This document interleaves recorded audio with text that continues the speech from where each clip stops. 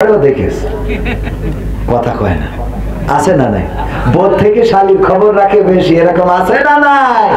ঈদে বোর হাতে ঈদের বকশিস দিক আর না দিক, শালির না দিয়ে কয় তোমার বোনের না দিয়ে আর না দিই, তোমার না দিয়ে পারিনি। ওরে বাবা, বোর থেকে শালির দরদ বেশি, আছে না নাই?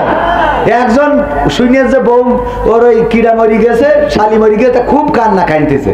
তা ও ছেলে বলছে আব্বা এখনো তো মা মরিনি, এত কাঁদছিস কেন? তা বলছে তোর মা মরি গেলে আমি তো তোর খালারই নিকে করতে চাইলাম, তো সেইটা তো আগে তেসবারা খাইল, এই জন্য একটু কান্নাটা বেশি। এরকম আছে না নাই? ওরে স্বামী স্ত্রী আমার যেমন তেমন, শালি আমার মনের মতো, এমন আল্লাহর ওলি আছে। হুজুর মিলাদ জিহাদ মিহাদ এই কোরআন পড়েছি, সব পড়ে দেখা শেষ, কিন্তু জিহাদ মিহাদ কোথায় আছে দেখিনি কোনখানে। দরগা পীরের মাজার আমার অনেক বেশি টানে গো বাবা, অনেক বেশি টানে, আছে না? এখনো বাজি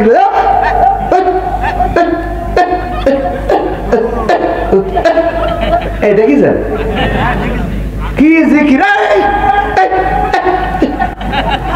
কোনে পায় কি আল্লাহ সেই ভালো জানে। এইগুলো ইসলামের গুড। আমাদের মাঝে মাঝে অনেকেই বলে যে আমরা নাকি হাসি রহস্যের জিনিস বানাইছি ইসলামটারে। আমি যতগুলো নাটক যতগুলো ফোন কল করেছি বলেন তো একটাও অমূলক অপ্রাসঙ্গিক একটা দেখাইতে পারবেন? একটাও দেখাইতে পারবেন না, সব প্রাসঙ্গিক। আমি গান লিখেছি, এমপিরা সব কোথায় গেল, মন্ত্রীরা সব কোথায় গেল, কোথায় কাদের কাকা, তাদের সারা দেশটা এখন লাগে ফাঁকা ফাঁকা। ঠিক না বেঠে? পালাবো না পালাবো না, প্রয়োজন হলে ফখরুলের বাসায় গিয়ে উঠবো। আচ্ছা, এখন অনেকেই বলতে পারেন হুজুর এই কথা বললে কি বুঝাইলেন?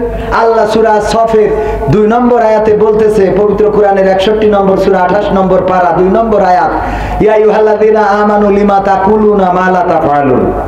হাফেজ যারা তারা তো অর্থ বুঝতে পারিছেন নাকি?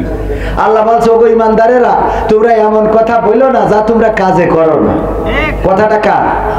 তাহলে আমার ওবায়দুল কাকা বললো পালাবো না, কাজে করিছে? কথা কয় না, কাজে করিছে?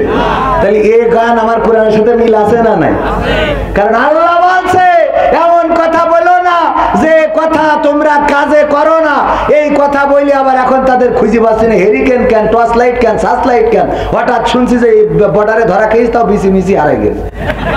ঠিক না বেটে? এই কথা কয় না, খারাপ লাগছে আপনাদের?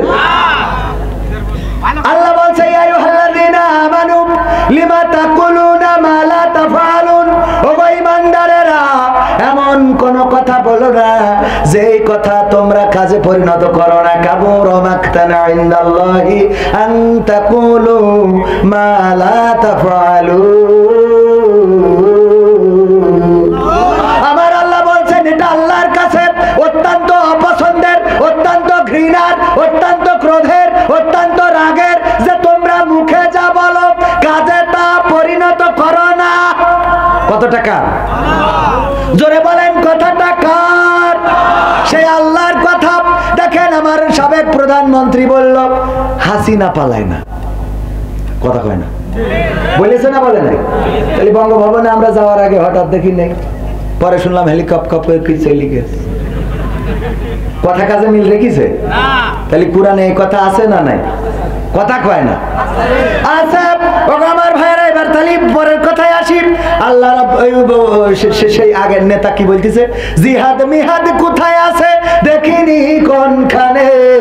দরগা পীরের মাজার আমার অনেক বেশি টানে গো বাবা, অনেক বেশি টানে। কোরআনে জিহাদ আছে না নাই? পাইনি কেন? পাইনি কেন? জিহাদ খুঁজে পায় না আল্লাহর ওলিরা, পায় না কেন বলেন তো? একজন বলেন তো। পড়িয়েছে আগা মাথা সব পড়ে বলছে 3 খতম দিছি, তাও খুঁজে পায় না। 3 খতম দিয়ে আই গে বলছে হুজুর আমার আব্বার কবরে পৌঁছে দেন, আসে না? কয় আমার বউ এক খতম কোরআন শরীফ পড়েছে, আপনি নিয়ে আমার আব্বার খবরে পৌঁছে দেন। তা আমি বললাম দেন কই, তা বলছে পড়েছে আপনি পৌঁছে দিয়ে। তা বলে এখন মসজিদ গেলে তো আমারও মরতেই হবে, কারণ কেউ যদি মালয়েশিয়ায় থাকে তা যদি কয় যে ভাই এই পিঠে বানাই দিলাম, আমার অনেকে আডা ওরাং ডুডু মালয়েশিয়া ভূত হয়ে গেন, মালয়েশিয়ায় ছিলেন এমন কেউ আছেন এখানে? হ্যাঁ আডা ওরাঙ্গা দোয়া থেকে ওরাঙ্গাটা, হ্যাঁ আলহামদুলিল্লাহ। তো এখন যদি বলে মনিরামপুরের মকসেদ আলী আছে, আপনার তো বন্ধু মানুষ, আপনি এই রুটিগুলো ওর কাছে পৌঁছে, তা আমার মালয়েশিয়ায় যাওয়া লাগবে না? তা ওই যে যারা এসে কয়েক 20,000 কালেমা পড়েছি কবে মর্তিত হবে না, মরলে ওখানে যে দিয়ে আসবো কি করে? তা সেটা বাদ দেন, ওদিকে না যায় অত কথার দরকার নেই। আমি যেটা বলছি কোরআন পড়িয়েছে 3 খতম দিয়েছে, তাও জিহাদ খুঁজে পাইনি, কারণটা কি? কারণ না কয় স্বার্থে। ওরে বাবা রে, এই আমি উদাহরণ দিই, আমার প্রধান চেয়ারম্যান সাহেব, চেয়ারম্যানের কথা আমি সভাপতির কথা বলি, সভাপতি সাহেব মনে করেন যে এই অনেক বুদ্ধিমান মানুষ, তো হুজুর মানুষ, মাওলানা মানুষ, তো উনি একটা মুদিখানার দোকান আছে রাজগঞ্জে, ওই মুদিখানার দোকানে একটা কর্মচারী লাগবে, তা কর্মচারী না রেখে একটা ময়না পাখি কিনেছে, কারণ লোকের ভিড় হয়ে যায়, গেলেই ওনার একটু হিমশিম খায়, যে সবাই এসে কয় এই বিস্কুট দেন, এই চা দেন, এই এ দেন, এই তা দেন। তো উনি একটা ময়না পাখির বাড়ি বোর বলি দিয়েছে যে শিখাবা, লাইন দাও এক এক করে এইসো, লাইন দাও এক এক করে এইসো। এখন এই ময়না পাখি শিখেছে লাইন দাও এক এক করে এইসো, লাইন দাও এক এক করে এইসো। এটা শিকার পরে উনি ওই পাখি নিয়ে যেয়ে তো খাঁচায় ওই যে দোকানে টানাই দিয়েছে খাঁচার মধ্যে। যখনই লোকের ভিড় হয়ে যায় তখন ওই ময়না পাখি ডাকে লাইন দাও এক এক করে এইসো, লাইন দাও এক এক করে এইসো। তো মানুষ কয় দেখো পাখি তাই বলছে লাইন দিয়ে এক এক করে এইসো, সুতরাং মানুষ তোমরা একটু লাইন দাও। সবাই লাইন দিত, যে পাখি বলতেছে, যদি কথা না শুনলে কেমন হয়। এখন ওই রোজার মাস, ওই দোকানে সিমাই বেঁচেছে কিন্তু ডেট এক্সপায়ার, গত বছরের সিমাই এই বছরে বেঁচেছে। খাওয়ার পরে সবাই টয়লেটের সাথে যাওয়া আসা। পরের দিন রাগ হয়ে গেছে, গেছে রাজগঞ্জে, ওনার ধরি উত্তম মাধ্যম দেওয়া শুরু করেছে, কলার ধরি টেনে নিয়ে বলছে যে এই যে সিমাই খাইয়ে সবার পেট খারাপ করিয়েছে। এর মায়ের যখন দেখছে লোকজনে জড়ো হয়ে গেছে, এই আমারও বেকায়দা হয়েছে, আরেকজন কয় আমারও বেকায়দা, আরেকজন কয় আমারও বেকায়দা হয়েছে। পাখি কয় লাইন দিয়ে এক এক করে এইসো, লাইন দাও এক এক করে এইসো।